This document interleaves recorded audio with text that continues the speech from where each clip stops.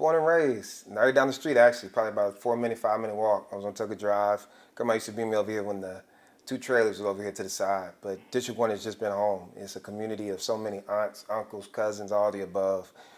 Like I said, I tell people all the time, I'm the only one to pitch a no-hitter at Summerfield, and nobody can make me disagree with that reality. But I think in all of the stories I've told, the biggest one and most important one is District 1 is the reason that I am the man that I am today.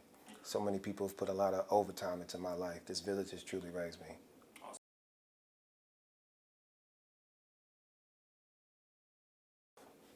Absolutely. Man, that's a great question. The first perspective I shared with anybody was this was not my goal in life. I thought I would be in Boston living a different life. But I wrote a paper that talked about revitalization, the efforts that it would take to stop gentrification. In 2008, how the rental market had taken over Northwest Huntsville. That paper turned into a conversation. That conversation turned into a ballot. That ballot turned into a victory. So it really was motivated by just seeing what is happening now, and that is a revitalization of communities that were once thriving, to see that type of success all over District 1 that we've seen in the city of Huntsville.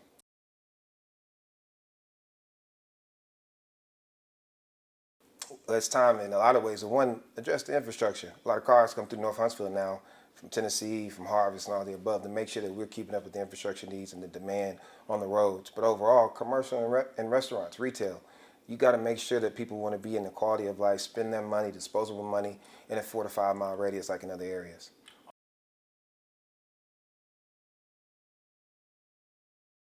It's a great question. When we started with quality of life, I mean, Johnson Legacy has over 435 members in that area that use the new facility. We're going to have the skating rink, the revitalization of Stoner Park. The announcement about Richard Showers redevelopment is next Thursday. We're going to make sure we magnetize the area, but we also have to get commercial partners. We want to see places like Providence took 17 years to redevelop, but now is a place to be. It's going to take time, but North Huntsville has to be that same thing. What makes somebody drive from east, west, south Huntsville to come north? Those are things we're working to bring and announce in the next year.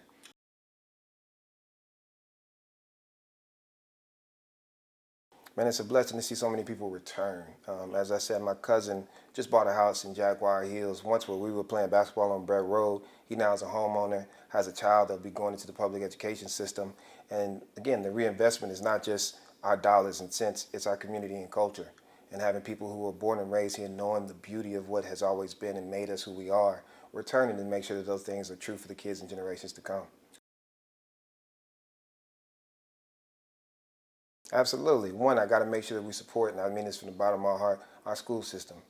7 years ago, only 2 schools were failing in Northwest Huntsville. Now 7 of them are on the failing list that was announced last year for the school report card. That affects our property values. That affects how many families want to move here. I have to make sure I continue to support the school system and the new school board candidate, whoever is elected. And then secondarily, I have to make sure that we continue to work to bring retail and commercial. What we'll announce on the Parkway and making sure people have restaurants to sit at, places to shop, and things that bring people from around the North Alabama region and North Huntsville.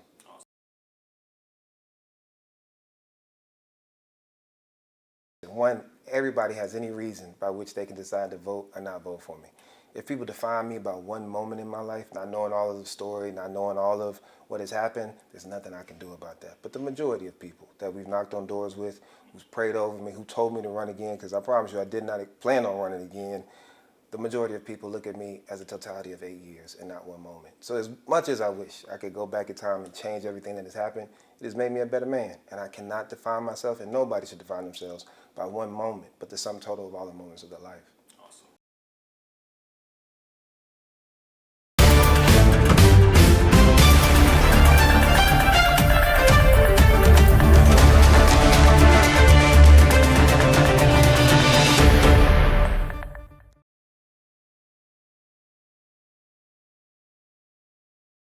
Michelle Watkins is a lifelong resident of District 1.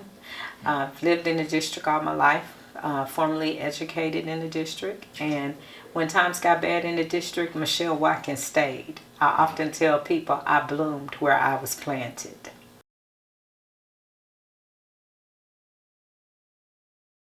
This district means everything to me. This is where I grew up. My family and friends live here as well.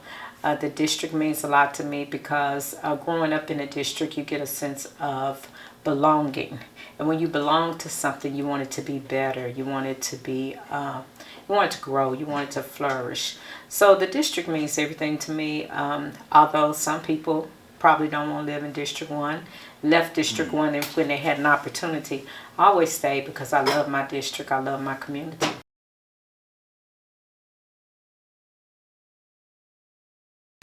Well, I feel that it's gotten a bad rap because District 1 is sort of like when they had No Child Left Behind, they should have said No District Left Behind. Because our district has been left behind by the city. You can go to District 2, 3, 4, and 5. They have growth. They have flourished. But what can you truly say about District 1? You know, you have Bridge Street, Mid-City, Twickenham Village, Providence, and Hayes Farm. But what does District 1 have? It doesn't have any of that. So I would say a lot of the perceptions about District 1 is because a lot hasn't been poured into District 1. District 1 needs retail. District 1 needs some growth, economic opportunities, and District 1 can flourish. But it's just got to have that special love that it hadn't gotten in the past.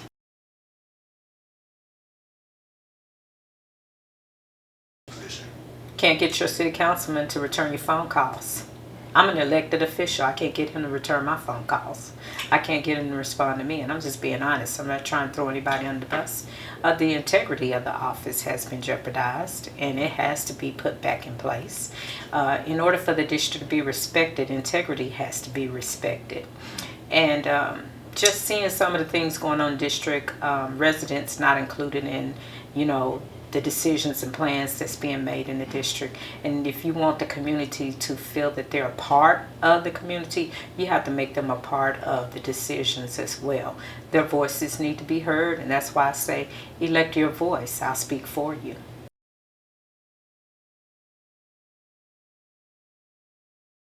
I've seen some positive things. There's some new homes that went up. I've seen some positive things, but I hadn't seen enough. And I hadn't seen my council member. My council member has been out of sight, out of mind. Now it's election season. You're back in.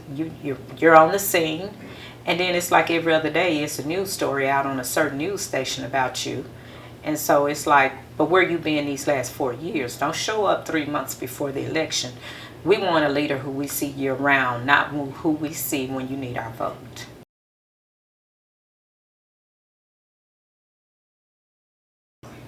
Infrastructure. Our infrastructure needs improvement. The roads are horrible, and I keep hearing that that's the budget. Well, if the budget is not enough, that means that you need to be having the conversations about the budget, because the roads are in horrible condition. We need economic development. We don't have a lot of economic development. We have Food City coming in at the line almost where the city of Huntsville and Meridianville intersect. But we need some things going on in the center of District 1. We need some growth. We need some expansion. And those are the things that I stand for. Not only that, when I call my representative, or if someone calls me, you should answer the phone.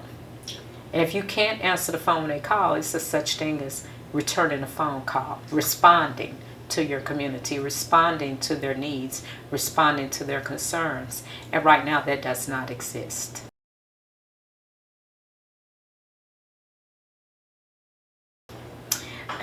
It's a lot of work. A campaign is a lot of work. People think it's not, but it's a lot of work. It's knocking on doors, going to engagements, attending functions, talking to the people, listening to them. So it's been a lot of work, but you know, at the end of the day, this is what I signed up for, so I'm not complaining. My overall message is elect your voice. I will be your voice, not their vote. See, there's a difference. It takes 5 votes on the council. So it takes 3 to pass. I'm not going to be a vote. I'm going to be a voice. I'm going to represent my constituency. I'm going to represent their needs, their desires, and their concerns. And they will always be at the forefront of everything that I do. How I make decisions, it will always be what's best for District 1. I just want to tell them it's the year of the lady. And it's time for women to step up to the forefront. We always in the back pushing. They say behind every great man is a great woman. Right. But now it's time for the great woman to be up in the front, and the great men can push from behind. And I was actually going to ask you that. I didn't want it to be this redundant question that you keep getting every time you put yourself out there for a political seat. But do you find that a challenge, being a woman? I don't. And I'll tell you where I do find it a challenge. Sometimes when you're assertive, they want to say that you're aggressive. Or sometimes when you're passionate, they want to say you're angry. And it's none of those things. It's just that I have a voice just like a man. You know, he's a hero when he raises his voice. Michelle's angry when she raises hers. And that's not the case. I'm passionate about District 1, and I'm going to always go hard for District 1 because that's my community that I grew up in. I didn't leave and come back. I stayed. So it's just important to me that District 1 has every opportunity that every other district has.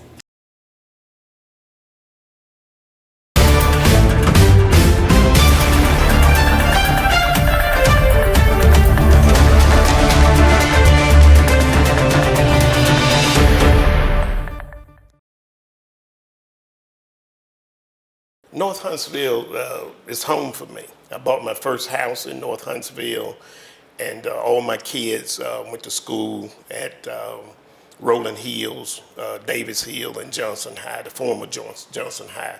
So, been in that community all my life, got a passion for it, want to make sure that, and the advantage I have, I've seen it from a different vantage point from most people because I've been involved when Councilman Showers ran the first time when they didn't have districts. So I've been involved in the process and listened to all the promises that had been made years and years ago.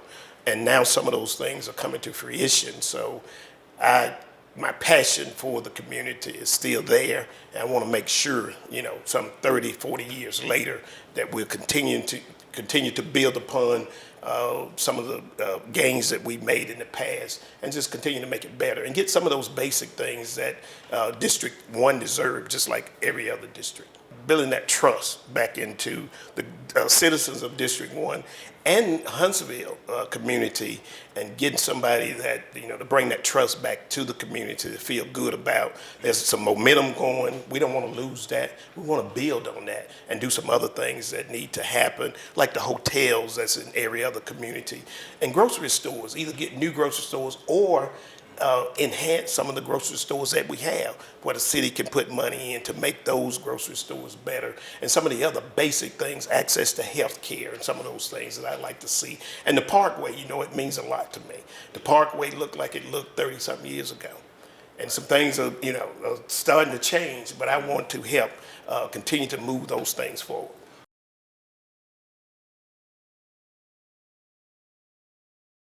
I would tell them that, first of all, let's build that trust back. Go ahead and elect me, a person that we will build that trust. Then we would look at I have a 10-point plan, but I'll sit down with the mayor and my other council people to let them know, you know, how I feel about, you know, certain things. And after we survey the community, we will make sure that we put those things on the table and say, this is what I'm hearing from the community, and these are the things that I need you all help, especially the mayor, help in making sure that District 1 is whole. Because, you know, we've been number 1 and number 2, but when people come to Huntsville and when they get through North Huntsville, they be like, you mean this is the number 2 city? So it needs to look just like all districts. You can go anywhere in Huntsville and feel like you got a place that you can stay, a place you can live, a place that you can work. And we need to make sure that District 1 enjoy those same things like every other district.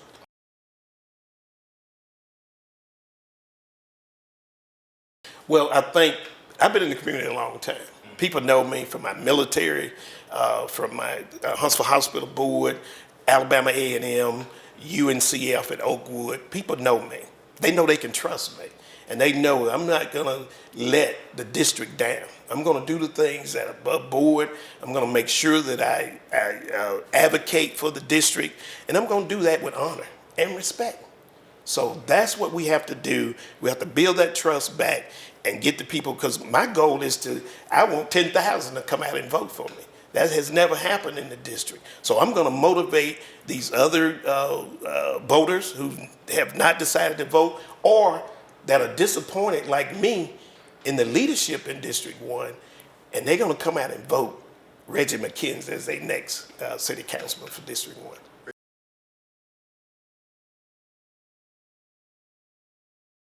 Well, I think we build on them. You know, the housing Great job. I mean, we got more housing, and because the people say, well, you need more rooftops. And I argued that point, but I understand it. I said, we already have rooftops, and those rooftops that's already in the community have money. They can support grocery stores. They can support different things that we bring in the community, but I know people like things that are new. So we got some new rooftops. We got some other things in the Johnson Legacy Center. We got some things in the parks, but we still don't have the hotels. If families come, and mostly in North Huntsville, the houses are small. So it was 10 in my family. So if my family came to visit me, they can't stay with me, but they have to stay, and if the hotel's full downtown, they have to go to Decatur, they have to go to Madison, and some have to even go to Athens. That shouldn't happen. They should be able to stay in the community to, when they come and visit. Shouldn't have to leave out of their community to go to the grocery store. And my thing is, I know one is coming, I think Food City, but here's the thing.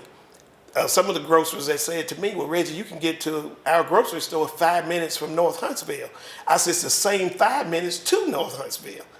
So I'm trying to change the thinking of some of the investors and some of the people in general, just like access to health care. They're saying, well, you have your own doctor. You may want to drive out of the community, but you shouldn't have to. So my thing was, we need those basic things. Doctors' offices need to be close by. And we shouldn't have to drive out of our community just for the basic services. So there have been some improvement. I'm going to build on that. Someone say, well, let's keep growing. We're going to grow higher. We're going to keep growing. That's what we're going to do. So we're not going to lose. And things that's in place, I'm not coming in to change those things, but I'm going to review them because I'm a strategic person. If there's things that's in there that's not good for District 1, I'll discuss that with my colleagues and say, hey, let's take a look at it, and we're going to continue to move forward. We're not looking backwards because we got so much to look forward to.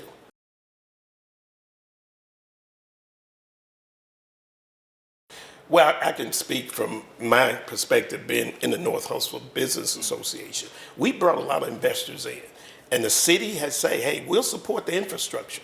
So Shane Davis and that planning commission and the mayor, so that support has been there. But here's what I think, because we have waited so long, we can't wait any longer for that. So we need people like the mayor, and I've said this to him, the mayor just needs to say, hey, my investors, I want a hotel in North Huntsville. They'll start doing it tomorrow. So that's the kind of weight we have to put behind that, because we've tried other investors, we tried a lot of things, but we need help. And we need help from the mayor, we need help from the economic development, from our colleagues, to use their strength, because they should want all of Huntsville to look good. So they shouldn't have people driving to Huntsville and say, well, what's wrong with this area? What's the problem? So I think we have to look at it from a different perspective, put all our weight into District 1. And the mayor, he's running unopposed this time, and maybe this is his last 4 years. So I'm gonna be looking to him to really, because he know I've been around since the Councilman Showers days. And there were some things that had been talked about then. So he knows that I've been around to hear those things. So we will be having some candid conversations. I like him, I think he like me, I hope he do. And we're just gonna sit down and say, hey, how can we make this come around a little faster? And people say, well, things don't happen overnight. But 30-something years, 40 years, I know it don't happen overnight, but it doesn't take 40 years.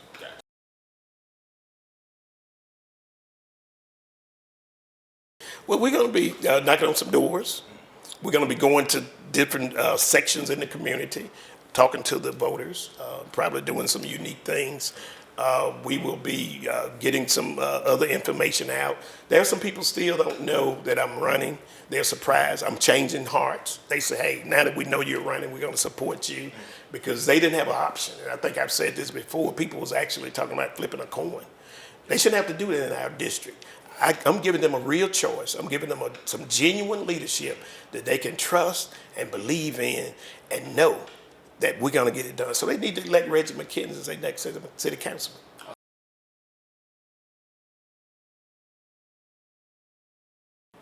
Well, most of them have, they're disappointed, and just like me. And that's been most of the discussion, because I've supported what's been going on the last 8 years in every aspect. But in this particular environment and what has happened in the past, I just couldn't support that. So that's what most of them are looking at, and they wanted another option. And of course, you had the other candidate to get in, but that option, I don't think, it's an option, but I think I can bring more to the table based on my experiences, my involvement, and my relationship with the city and the Economic Planning Committee. So I think I can bring more to the table being in that seat if the community decide that they don't want the incumbent.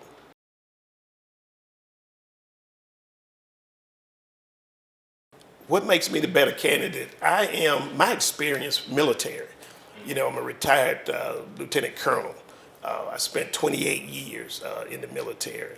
I have a lot of experience from that, serving on the Huntsville Hospital Board, major board. We did everything you see now, including the Madison Hospital. I was involved in that. So strategically, I'm real strategic. I've been on long range planning. I've been on finance committees. I'm now the executive director of Harris Home for Children. So I know about the community and things that I've done in the community. And like I say, I've worked with A&M, UNCF over at Oakwood. So I bring a different perspective to this position. And with my leadership and my experience, I think it's top notch. And I think that's what District 1 need going forward to get us through the next 4 years.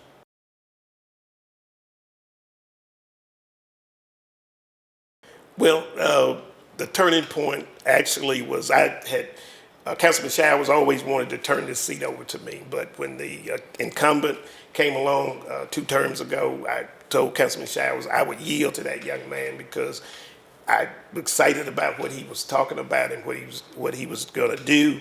And he started doing some of those things. But, I'm a person that I'm truthful with my friends, my brothers, sisters, everybody. And I was truthful to him. He let the community down. So that was a turning point with me. And I don't think he's really been able to deal with that. So when I'm running because I want him to have time to deal with whatever he has going on. So I'll take the seat for 4 years, let him deal with what he has to do. And he can come back and do some things later. But I think in this time for the community, for the district, and for the whole Huntsville community, if we allow that candidate to go forward and sit in that seat, it's going to send a message not only to our kids, to North Huntsville, and to the whole state that, okay, this is what you all are supporting, and this is what you all believe in. And I don't believe in that, so that's why I'm running.